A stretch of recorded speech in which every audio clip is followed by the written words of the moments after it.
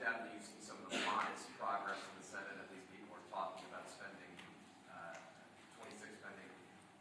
Number one, I want to get your sense for where things are, your reaction to that. And would you bring the House back if they got some sort of agreement on a number of spending bills?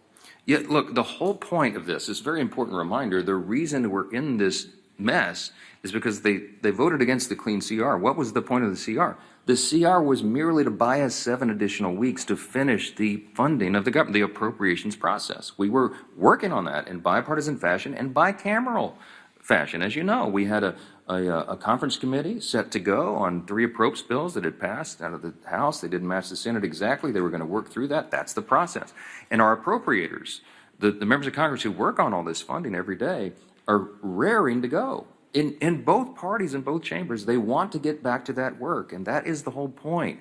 Chuck Schumer and the leadership are holding that process up. So am I optimistic that we can get back to that? Yes, but we can't do any of it until they take the simple step to vote on that additional time. It's just a stopgap funding measure to make all these services and funding flow to the people so that we can finish that work. They're holding it up. So I'm heartened, Jake, that we have members on both sides. I had a meeting with the chairman of our Appropriations Committee in my office yesterday afternoon. Tom Cole came in. We were talking about the latest and what those appropriators are doing, the things they're working on. I meet with Leader Thune about it almost daily on the subject.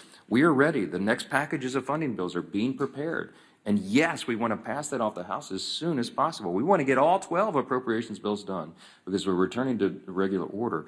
That's been a commitment of mine since I became the Speaker 2 years ago, and it's something that Congress must do to be better stewards of taxpayer dollars. So we don't have, I'm using your handy chart here, so we don't have this spike in spending. We have more responsible spending. The only way to get this, to make the government work better and more efficiently for the people, is to go through that stewardship process, that important obligation that the founders intended and that we have used to respect, but we haven't in a long time. So all of this is entwined in that. We've got to get Congress working again. We're anxious to do it, and the sooner we can get back here and get the lights on, the better. But the number one mission of Congress right now is to turn the government back on. There's too many people's lives and health and hunger at stake. This is not a game. They've got to stop playing games. Remember this, too. The first time in U.S. history that any party has had the audacity to do what the Democrats and the Senate are doing right now. No one ever before has shut the government down over a clean, nonpartisan CR, because it would have been unthinkable until now.